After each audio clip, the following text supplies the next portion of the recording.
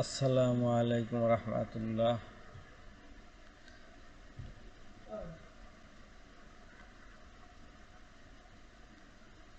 Welcome my channel real teacher.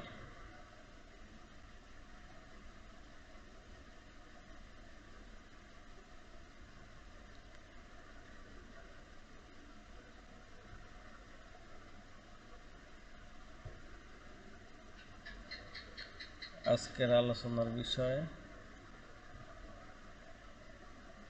English grammar, person বা ব্যক্তি বা পুরুষ।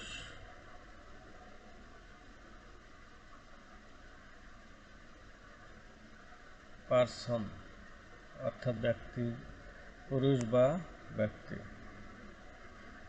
ইংরেজিতে বাক্য গঠন করতে পার্সনের প্রয়োজন। পার্সন শব্দটির অর্থ ব্যক্তি বা পুরুষ। ইংরেজি ভাষায় পার্সন 3 প্রকার, যথা ফার্স্ট পার্সন উত্তম পুরুষ, সেকেন্ড পার্সন মধ্যম পুরুষ, থার্ড পার্সন নাম পুরুষ। ফার্স্ট পার্সন বক্তা নিজেকে বোঝাতে যে পার্সন ব্যবহার করে তাকেই ফার্স্ট পার্সন বলা হয়, যথা আই, মি, মাই, উই ইত্যাদি। সেকেন্ড পার্সন বক্তা যাকে উদ্দেশ্য করে কিছু বলে তাকে বোঝাইতে সেকেন্ড পার্সন ব্যবহৃত হয়, যথা ইউ, ইয়োর, দাও ইত্যাদি। থার্ড পার্সন যার সম্বন্ধে কিছু বলা হয় তাকেই থার্ড পার্সন বলা হয়।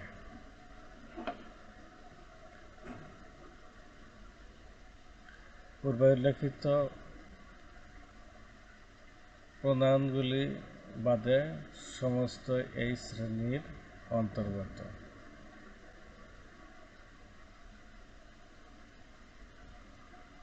যথা pronoun he, she, it, they, some, many, each ইত্যাদি।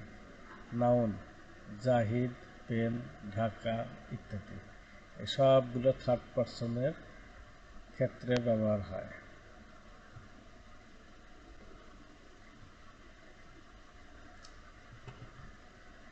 নিচের ছকের মাধ্যমে দেখানো হলো। পার্সন সিঙ্গুলার বা একবচন, প্লুরাল বা বহুবচন। First person singular number I, me, my, mine. First person plural number we, our, us. Second person singular you, your. Second person plural you, your, yours. Third person singular he, she, it, his, her, him, this, that, is ইত্যাদি। Third person plural they, them, their, this ইত্যাদি। Note: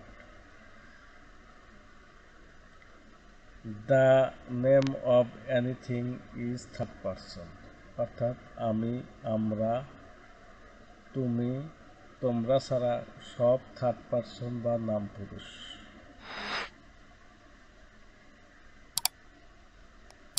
like, subscribe এবং bell icon টিপে দিন।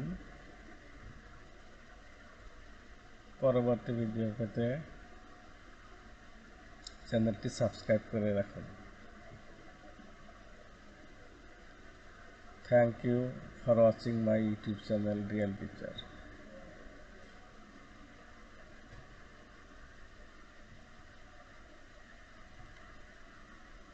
Goodbye.